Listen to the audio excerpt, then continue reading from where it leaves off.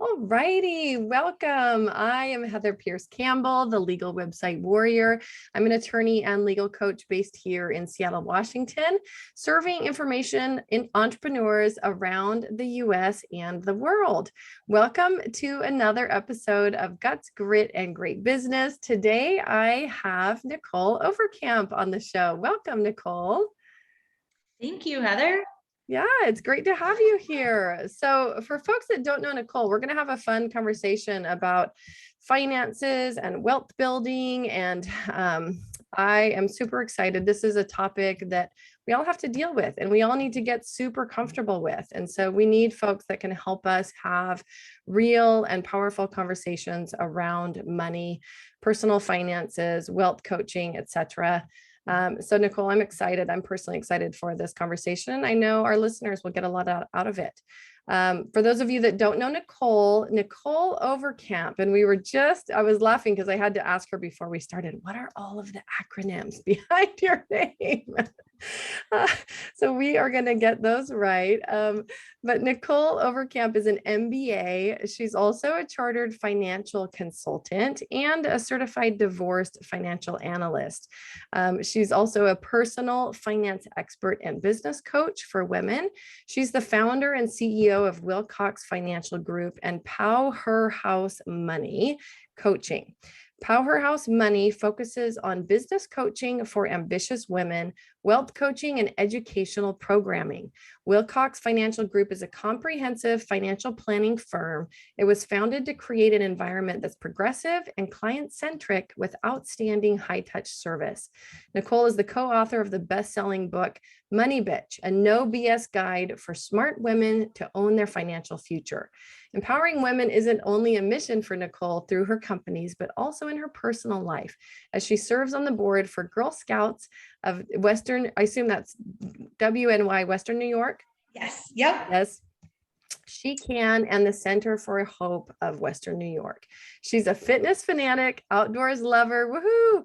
I'm a fellow outdoors lover, caffeine addict, and Audible obsessed. I love it. Nicholle, welcome. So happy to have you here.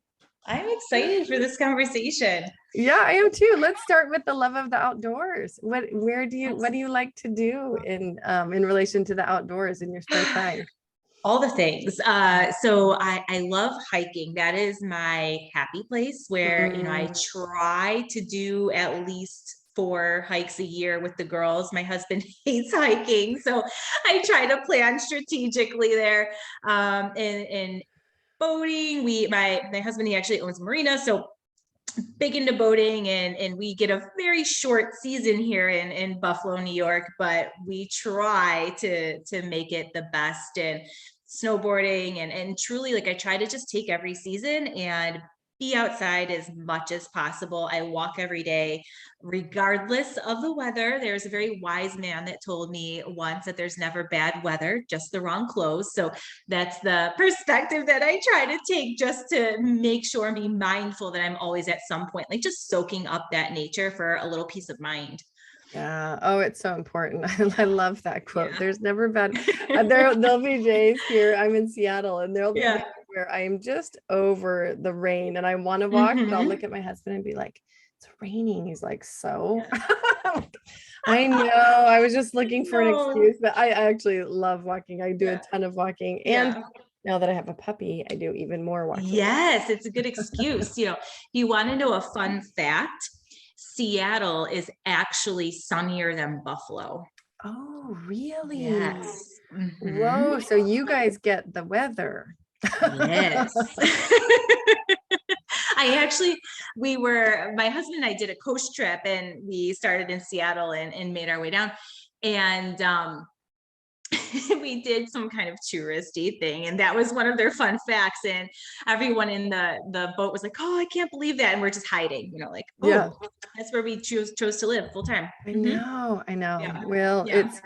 I tell people, don't come here during the summer because then you're going to find out why we all live here, right? It's just Yeah. amazing and beautiful during the summer months.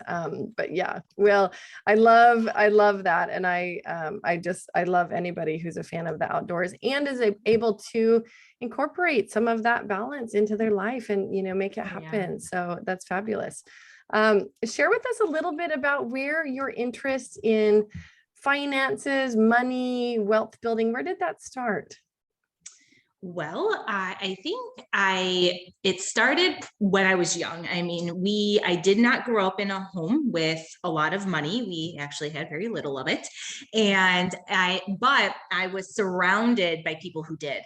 And so I was always aware that we didn't have the things or didn't have the abilities that all my friends had. And so from a young age, it really made me want to work hard so that I didn't have to make hard choices or say no or feel excluded. So I always had a job. I think I started working when I was like 9, with all of the little odds and ends that you can do for neighbors. And from that point, all the way through college. And I actually didn't know I wanted to be a financial advisor. I thought I wanted to be an attorney.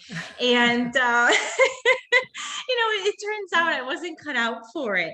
So I just couldn't take the internships and long story short, I was working part-time for a financial advisor at the time and just fell in love with the industry and the idea of I still get to help people, but it was a little bit more engaging and active. I have a very busy mind. I get bored quickly. I have ADHD. And so it really interested me to kind of have the best of both worlds and bridging that gap. So that's where it started. And as I learned more about the industry and what it had to offer and what it could do, I got more and more obsessed with the idea around being able to make an impact in a positive way and helping people. And then as I grew up, I truly, like, I started when I was 21. And so as I grew up, in my ripe age of like 24, I was like, wow, like I can do better. I can do more. And that's when I decided to started thinking about leaving. And then a little bit later I did, because I wanted to start a firm that could really break down a lot of the barriers around financial planning. And in terms of making it more accessible, making it less intimidating, more digestible, and like a friendlier face, and really custom tailoring it around the women, and being focused on comprehensive planning, being focused on education versus having to just sell a product. I was so disgusted with a lot of what I saw. And the more I tried to be different, or the more I tried to change or ask questions, the more pushback I got, the more resistance. And so, it was easy for me to see that it wasn't a space for me. But I also, when I left, it was a very quick, immature, I'm done leaving without a plan kind of thing. So, I learned quite a bit about business very fast. You can be excellent at your craft, but running a business, man, is way different. And, I'm sure a lot of listeners can relate to that in terms of like, you really have to just learn, fail fast, right? Fail fast and make up for it to move forward. Yeah. Yeah. Well, it's, yeah, you said a couple things that sparked my interest, and I'm curious what you feel like, because when you said there, you wanted to help break down the barriers to entry to financial planning. Yeah. What are those? A lot of time it is intimidation. So, and I felt that as a financial advisor in the firm I was working for. I mean, it was a lot of very ego driven men that just didn't talk with you or have a conversation. It was a lot of talking at you. I'm better at you. I'm going to intimidate you and confuse you when I'm talking, so you don't ask me questions. Like it seemed to be a lot of a pattern, and I saw it with clients, I saw it with myself, and it was a way that I saw, man, like a lot of people are looking at these guys and thinking, I don't have enough money or ability to invest with you, or I'm afraid they're going to judge me, or I don't trust that. I just don't trust that. And so there's this barrier there. And then for women especially, there's so many feelings of shame, vulnerability, and truly the fear of being judged, or the fear of them. I actually just talked to someone the other day who just became a client, and she said, I'm so excited to work with you because the other men that I've talked to make me feel like I should just have it all figured out. And so it's those types of things. And so it's breaking down those barriers in terms of saying, hey, look, like, we are more alike than we are different here. And regardless if you're earning $100,000 a year, $1 million a year, you're just starting out and maybe you're earning negative dollars, right? If you're just starting your business, there should always be a place where you can come and seek help and not feel like you're less than. Right. And so that's really what my mission was initially, because I just saw so much of what really shouldn't be. And it's the industry. And so I wanted to create a space that was just completely different. Well, and that was going to be my next question is, did you feel like that was a dynamic that was unique to your firm and that particular group you were working with, or do you see that across the industry? I see it across the industry. I think, my firm was definitely a very heavy sales, all men, but that is across the industry, and because before starting my own firm, when I left there, I interviewed at 12 other places, and it was the same feeling over and over again. And when I was going through the interview process, they looked at me like, oh, you know what? Okay, hon, well, maybe, right?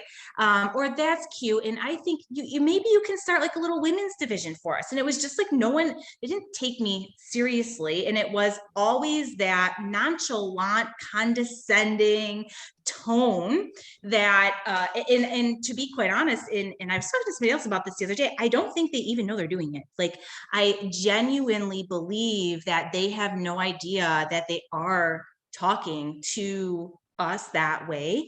And it seems to be an age thing too. Like, it's really most men, like, not to discriminate here, but many men like over the age of like maybe 45, and everybody younger, I don't feel that same tone, but at the time, years ago, that's all that there was, so so it was really quite different. And it just gave me that taste, like, man, like, we got to do better.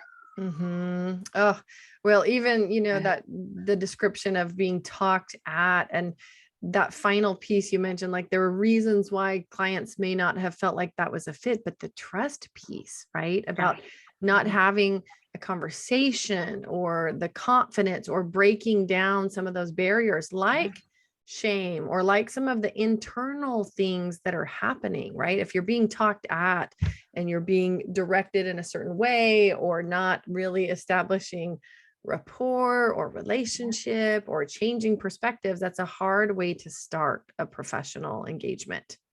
Yeah, absolutely. And when it comes to your money, I mean, that is a vulnerable thing, and you need to trust the person you're working with. You need to feel comfortable, or you should anyways, and have that level of communication, versus feeling like you're afraid to ask questions, because it's your money and you deserve to understand what's going on and what you need to do.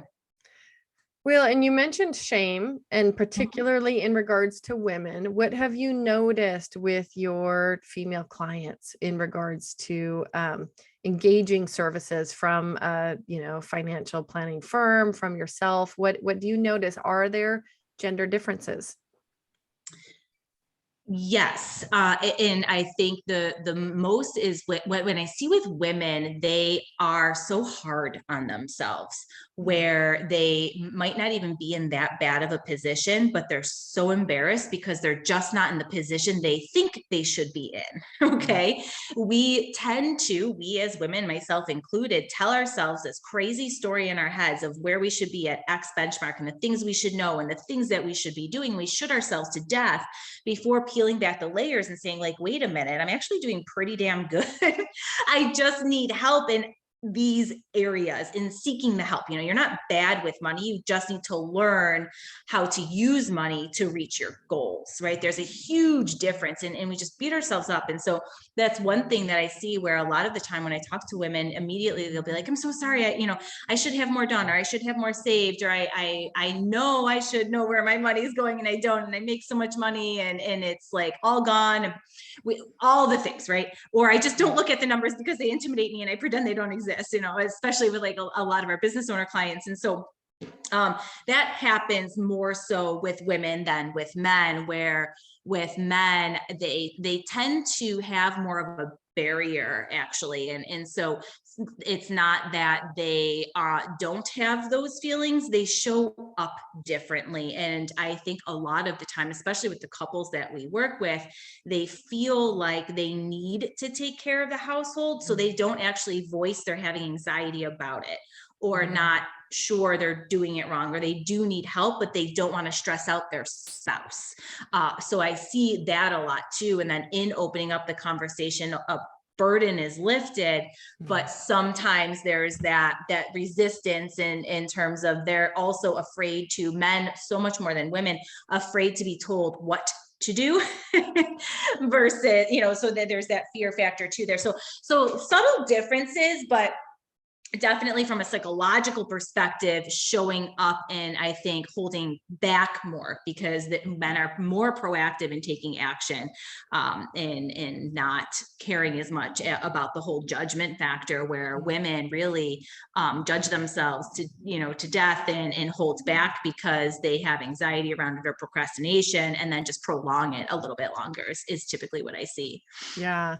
Well, it's so interesting that you say that the men show up differently, and like you're less likely to see that stuff up front. Like once you get into conversation, having been through this process with my husband, myself, it took us years to be able to get on to the same page. And when I say same page, I just mean even have like a real thorough discussion about money, talk about, goals and where we're at with things and what we'd like to do differently or better. And it was through the help of a financial planner and an advisor that we found that basically guided us through this series of conversations, but it took really skillful help to get, because I got to hear some things from my husband that I was like, whoa, like you've never said that out loud to me, right? It was really fascinating. And so I agree, there are differences in how we show up and talk about money, the expectations that we put on ourselves, the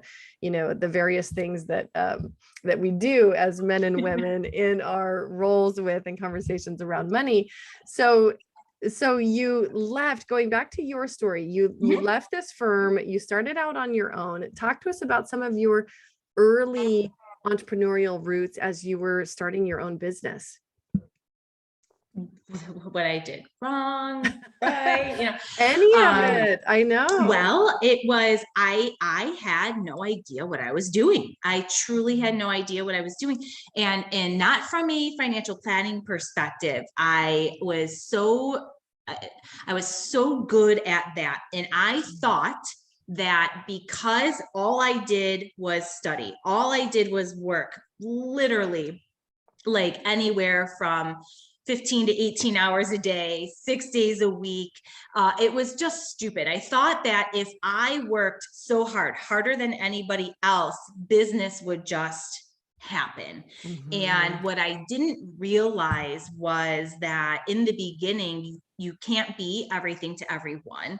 You need to work smarter, not harder. You need to ask for help and leverage your strengths. And one of the best lessons I learned was to double down on your zone of genius and outsource everything else as quickly as possible. And so, the best thing that I did within the first year of me going out on my own was hiring an assistant. And that actually was Sarah, my now partner. Bless her heart. But I knew that I was so bad at paperwork. I knew that I was terrible at organization. And so it was just getting started and kind of taking quick ownership of the things that I knew I shouldn't be touching or doing, and really honing in and focusing on my zone of genius. And then stumbling along the way and refining our story, refining who we're talking to, and falling into the confidence of it's okay to say, we're only working with women and couples. We're only working with this type of woman, and that was really scary because there were so many other advisors who told me that was a stupid idea, and that I won't make as much money that way, or I'm not going to be successful if I get that targeted. And the reality is, the more storytelling I did and the more targeted I did, the more we grew, the quicker we grew. And so, it was a good thing at that point to just listen to my intuition and move forward,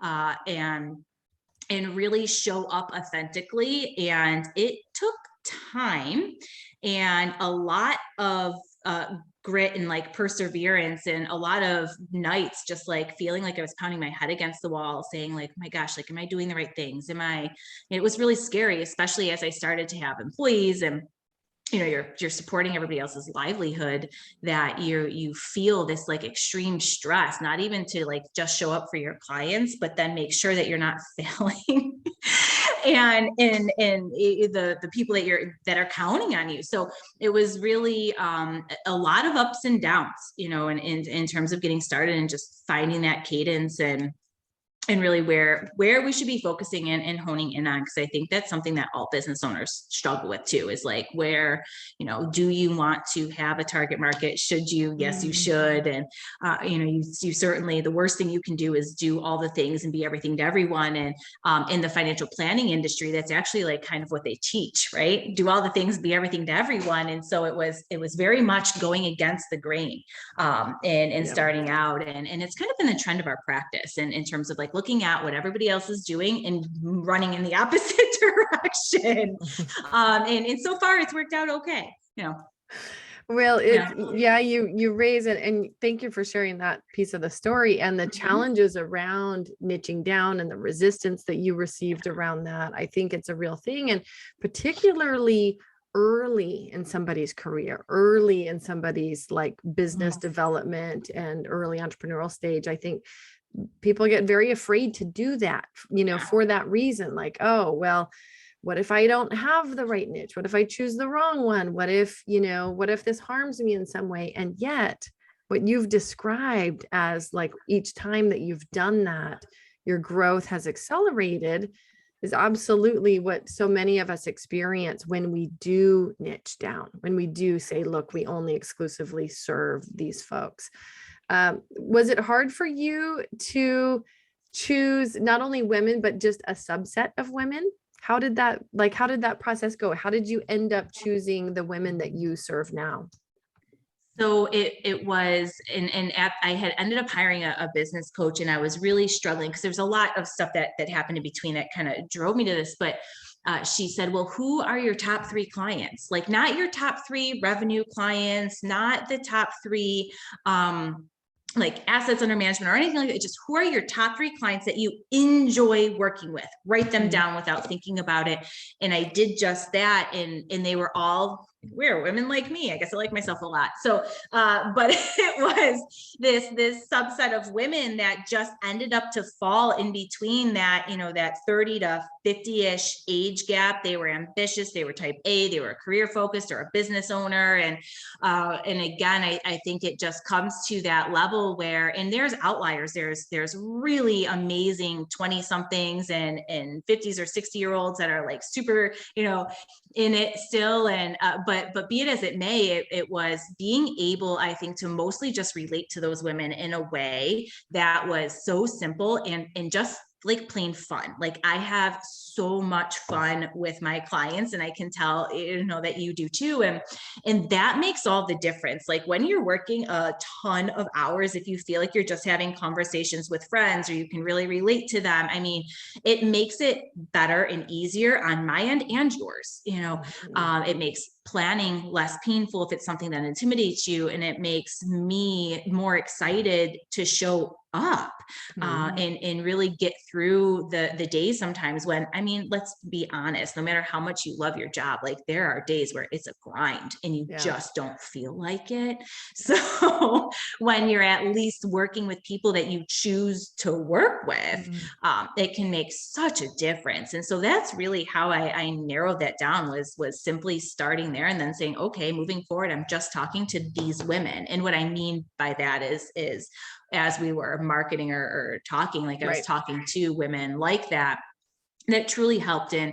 And when we did that, people started to seek us out versus us seeking them out, which again was such a game changer when you feel like for so long you're outwardly pounding the pavement, right? And trying to bring in new business, and to flip that switch was, it was great because it allowed us more time to actually help and do better things for our clients and add more value.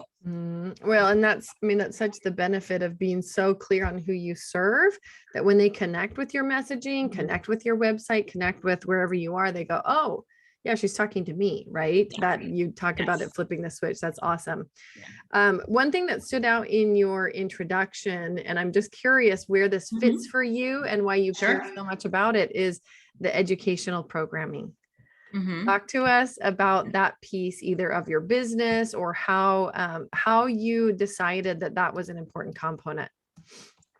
Because so often we agree to things out of intimidation or a state of lack, and we realize down the road that it wasn't something we should have agreed to. We should have asked more questions, or more importantly, we should have had the confidence to ask the questions. And so I am so huge on education for a few reasons. One is I've seen so many clients in a position that wasn't what they thought because they didn't understand or know. And that's your life. It's huge, huge, huge. And for me personally, when I started where I did at at my first financial planning job, it was like pure intimidation, like very much kind of like a Wolf on Wall Street atmosphere, but pure intimidation. And I didn't ask questions. I would go try to find out myself because I was terrified of them thinking I was completely incompetent after they already diagnosed me as such because I was a young female. And so it's that. And then I also saw, even growing up, my mom, she did the best she could, but she didn't know what she didn't know. And because of that, she didn't live her best life. And I just see it time and time again where knowledge is power to a degree, but you have to know how to implement it. And you can only implement it if you understand the impact. And so it's so much deeper for us than just giving it the information, but it's making sure that women understand, and the clients that are working with us, that they not only understand the knowledge, but they get the impact of implementing it and the results that they can attain for themselves. And so for me, that's so powerful because we get the privilege of playing a role in seeing those results. And I've seen the difference even for myself when I actually have the confidence to ask the questions. For a very long time, if you haven't seen a theme, I had confidence issues, and asking those questions and understanding how important sometimes obtaining that knowledge is, and knowing that you're worth the effort, knowing that you're deserving of an answer, and getting over the fact that someone else is intimidating you, because if they are making you feel that way, it's a them problem, not a you problem. And you always deserve that. So, I've just made it a huge part of our mission to make sure that if we see a look on a client's face, that we're getting curious about that and saying, what don't you understand? What aren't you speaking up about? But then truly making sure on the other end, through and through, that we're just making it a part of practice. I love this theme of education so much. And I think particularly in relation to longstanding professions where the information is kind of housed inside of, I call it the black box model. Right. Yeah. In the legal world, it's really expensive for clients to get inside the black box, to get the information, the education that they need, before they can even get to the point of making the right decision. I think it's what you're talking about too, like understanding what the map is and where they are on the map so that they feel empowered to make this decision versus that one, or, understanding the why behind a decision versus being intimidated into making that decision, or being told, Exactly. by a business coach or somebody, like, if you don't, and so they don't know exactly why they're making it, but they just feel they have to. It's such a place of disempowerment. And I love what you said there at the end about, if you're a service provider, paying attention to your clients when they're giving you signals that maybe they don't understand, or, or they're a little bit lost or confused, because I think all of us can do such a better job of really front ending that education to not only cultivate a client relationship, but to also help. I'm a really big believer that we can help to create the client that we want to show up on our doorstep. Yeah, Right? Create the absolutely. client that shows up to our services. Yeah. And what I've found too is when you do a better job educating, you're actually creating a better client. They're going to, when things get rough, especially in our business, if the market is down or whatever the case may be, they're not going to freak out. They're okay. They're expecting it. There's less questions. So they turn into more of a lifetime client when you invest the time in them to go through all of that versus just trying to do something quick and sloppy. So, and again, it's just time after time learning that is such an important part of the piece, especially, as a service provider. Yeah, absolutely. Yeah. Well, and I think, I don't think, for the most part, I don't think service providers intend to get it wrong. Of At least course. I tell myself that I'm an optimist. Yeah. I tell myself they can't Yeah. possibly intend to like continue the level of intimidation or kind of secrecy, or like, we have all the information, you don't, kind of thing that happens, like that power dynamic. I just feel it's so important that we break that down. What educational programming have you built into your business or through your client services that help your clients in that way? So a couple of different things. So if they're a client as far as one-on-one for financial planning or money coaching, it's literally just part of the process. So every part of what we are covering, it is you said you wanted to achieve this. We think these options are best for you. Here's why. Here's what you're capable of achieving, and then educating thoroughly through those different processes and showing them too, like the pros and cons, because there's always, of course, multiple pathways to achieve something. And then for those who aren't ready yet to work with us one-on-one and get that level, I during COVID, I created a bunch of online courses. So there's a ton of online courses that we created that are just pure education, videos, worksheets. So that way you can go in there and learn whatever it is that you want to learn and go ahead and implement it yourself. So at least that way you're getting the knowledge base or foundation. And we've had a number of clients too who wanted to go through the courses first and then work with us after, which is totally fine. Everybody has a very different level of where they're comfortable getting started. Well, and the thing that's so fun about, it sounds like you put in a ton of work at creating an online course. I know, having been through the process myself, it's not always an easy, straightforward thing to do, or do well, I should say. Is you can use them in different ways, right? You can supplement your primary services or provide them as a product on their own that become a lead into your services. So that's such a great way to complement your practice and what you do. With your work, what is it that you enjoy most? And obviously I know work can sometimes be a grind. Like, we have those days where, we're doing, I don't know, any number of things that maybe, like, I still need to get a bunch of things off my plate onto the plate of some of my team, right? But when you are really lit up and doing the things that you love to be doing in your business, what does that look like? It is anytime I'm client facing. So it's during a financial planning meeting, a coaching meeting, if I'm speaking and doing a workshop, those are the times where I am completely full. It lights me up. I love that. If I ever have to sit behind the scenes and do a lot of analysis or research or sitting still. Like that is the part of the job where I know I need to do it, but I don't doesn't light me up, doesn't put my soul on fire. It's the client facing things that do, because to me that is truly just, it's fun. It's the fun part. It's where you get to uncover everything that you've either worked for or that you're going to get to work for, and have that opportunity. Or in the event of like a workshop, you're seeing that mental transformation happen, and the engagement happen, and the excitement to just share that and get others excited, to me is really so cool. Yeah. Well, and I'm sure getting to see the results in your client's life, like when they're taking on the information and making new decisions.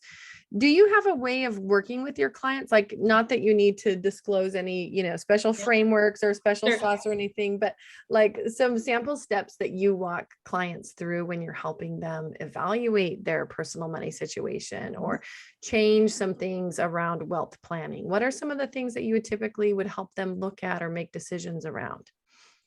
So in a financial planning relationship, typically, we are helping them make decisions around anything that their money touches. And so it can be extremely comprehensive in terms of really deciding whether or not they're going to retire, or how they're going to continue their business in a succession plan. And we have a lot of business owners saying like, wow, could I be more of an entrepreneur, working myself out of a position and continuing to retain an income from this, and be able to make that part of my future strategic plan? Or am I going to have to plan other avenues and just shut the business down at some point because there isn't someone who can do what I do?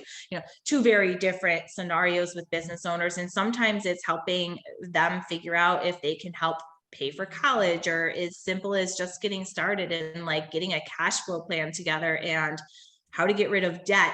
So, it's so all over the place. But regardless of where a client is starting out, beginner or more advanced, is it all starts with the same process of what is it that you want to accomplish, and why do you want to accomplish that? So helping with that initial reverse engineering process of really thinking about what's important to you, what do you want to achieve, and then the why. And we always ask why, because if you don't know why it's important, you're never going to be excited or disciplined enough to follow through those grindy periods of time, or through the times that don't always feel like fun. And so that why is really important. And it's what we use as leverage when you start to show up, or you're not following through or committed. We can remind you of what you're working towards, or what's important, or if you're needing to pivot perhaps because, hey, life happens and we change our mind. So we're always starting with that and having a full conversation around what you want to see, where you want to be, and who you're becoming. And then the planning happens, because without that, what's the point? You can look at all the numbers, but they're not going to have meaning behind them. And then you're not going to be likely to follow through anyway, and truly get those results. Well, and I wondered that on the follow through that you mentioned, right? And having that big why, like connecting clients with their why. Do you find that part of your role is actually just that accountability piece, like even the advisor role? Or are there ways that you build accountability into a process, or other ways that you can help to hold your clients accountable? Talk to us about that particular piece. So we are huge on accountability. You need to be. I mean, look, money's hard, is it not? So accountability is important. And so on the financial planning side, we have a software system that we use that you actually link up everything to on a live feed. So we can see that, but also more accurate, tracking of everything, because sometimes our mental accounting is different than real accounting. But so we do that, but we also check in really frequently. We have a lot of communication with our clients. And then if it's a coaching client, we have an accountability coach in addition to the coaching that I'm doing. So Steph, our accountability coach, actually checks in weekly with our coaching clients to just simply say, hey, you said you were going to do these things last week. How is that going? Did you follow through with that? If yes, let's celebrate it, because we don't celebrate ourselves enough. But then what is it this week that you're looking forward to, or that you're stuck with, or you're having a challenge with, and really helping to move that forward. And oftentimes if something doesn't get done, that's where we need to dig in and figure out, was it unrealistic? Do we need to pivot? Was it a mindset issue or some kind of block holding you back? And what story are we telling ourselves that we need to maybe rewrite a little bit? So on either end, it's going to look a little bit different, but the accountability to us is absolutely non-negotiable in terms of working with our clients in that frequent communication. Well, and it's, I'm glad that you shared on that. And I actually love hearing about your process, that you actually have an accountability coach separate from, the financial coach.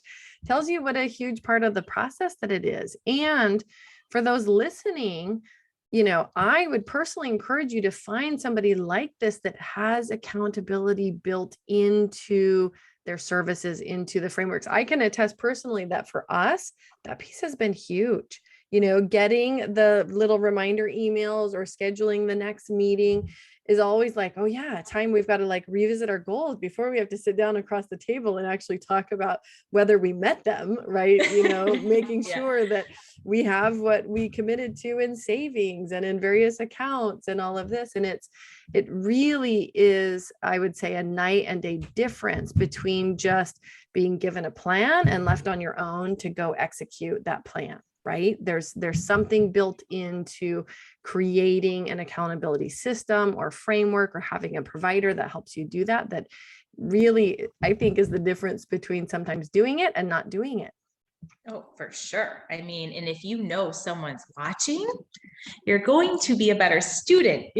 I need that just even with the gym and eating. Like if I know someone's paying attention, I'm going to pay better attention, and it's funny how we operate like that. And especially women, we're people pleasers, right? We want to make whoever it is that we're working with proud. And then in turn, we feel really good about that. And I think having that sense of accomplishment too, and knowing what you just achieved, even if it was really hard, makes you feel so good, makes you feel so good that you just achieved that. And then you realize and recognize you can do more, right? You can continue going, and it really creates this awesome perpetual advancement of your ability to continue doing whatever it is that you set out to. Yeah. Well, it's, even some days the way that I think about it is like, as humans, we have limited energy, limited time, limited attention spans. And sometimes we just have to like pressurize a scenario, like add some additional pressure to it to make sure we are incentivized enough to handle that, right? And to incorporate it into our schedule, into the ways that we expend our energy and our time. So I love that. And I love that you have it built into your process. So Nicholle, talk to us, and I know we've just got a few minutes left here, but what are some things when you think about an audience of entrepreneurs, and these are likely going to be folks that range from beginning a business to quite established businesses making millions of dollars a year. What are some things that you either wish you had known, or your clients that you work with wish they had known earlier in their money journeys? Are there any kind of final tips that you can share with the listeners? Yes. Paying attention to what your most profitable part of your business is. So oftentimes we confuse revenue with profit, and we may have a belief that our highest ticket offer is the most profitable, but we're not paying attention to how much time we're actually spending on that, client facing, before, after, and everything that goes into that. And so early on, I wish I would have paid more attention to the actual time I was spending on certain projects or cases or types of business that I was doing, versus just looking at the actual price. Because when I broke it down, my most expensive or highest paying offers, if you weren't the most profitable. And so it really made me narrow in and hone in on what I was offering, what I wasn't offering anything in my business anymore. Like, it was really nice to say, I don't do that anymore, and get rid of some of that dead weight, which is, again, scary. But when you look at the numbers, it actually makes it simple to do.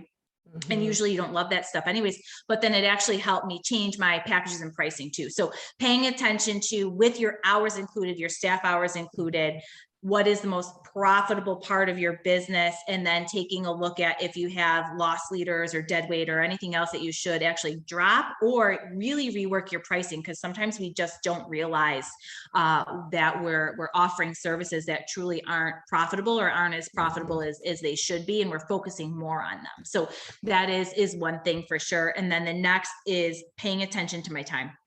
And what I mean by that, in the same vein, is another coach that I worked with made me do a time awareness log.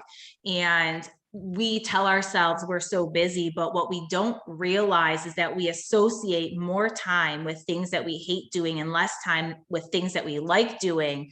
But the reality is we're actually not spending that time equally to how we're thinking about it. And so when I went through that time awareness log, it occurred to me that I had way more time in my day, and there were a lot of bottlenecks that I could streamline and delegate, and really just fix in terms of clean up a little bit in my processes, and realizing that there's a lot of time that I could be using more profitably. And it helped me realize how many hours I had to delegate to an employee as well. So it helped with that process, and learning what I could afford to let go, and having that confidence. Sometimes it's scary to hire a new person, and realizing if I did that, it would actually make me more money to spend the money on an employee. So those two things were super important in terms of just looking at strategic growth, but then increasing profitability. I love those so much. Those are both great tips. For those that are listening, where do you like, if they're thinking, oh my gosh, I need to go connect with Nicholle, learn more about her work and her business, where do you like for people to connect with you online? Our Instagram is great, Powerhouse Money Coaching. That is through there on our bio, and the link there, we have access to everything that we have going on. You can book a discovery call, check out our courses. So I would love for anybody to engage with us on Instagram. Fun. Okay. And we will also share your website. Anything else? I think you mentioned a coupon code for for listeners, if they wanted to get access to a course with a discount. So we will share that as well. And if you are listening, you can check out Nicholle's links, get access to her Instagram or her website, including her courses at legalwebsitewarrior.com/podcast. Nicholle, it's been such a joy to connect with you today and hear a bit about your story and your experience, including the entrepreneurial side of your business. I really appreciate your time. Any final takeaways or to-dos, and specifically on the money side, right? What should listeners be doing in addition to the two tips you just left in regards to business building? Anything on the personal money side that you would like people to, go take a look at or take one step towards today? Yeah, I think if there's one thing that is going to be super valuable, is to promise yourself that you're going to take action. And so write down your top 3 priorities and focus on just the first one, and promise yourself that you're going to put a plan in place to take action, whether it is making a phone call, hiring a pro, looking at your bank statements, or understanding what you own and what you owe, whatever it is, whatever's at the top of that list, just promise yourself you'll take action on it. Oh, I love that. Thank you, Nicholle. So appreciate you. Loved the advice that you gave today, and I hope we get to connect again soon. Absolutely. My pleasure.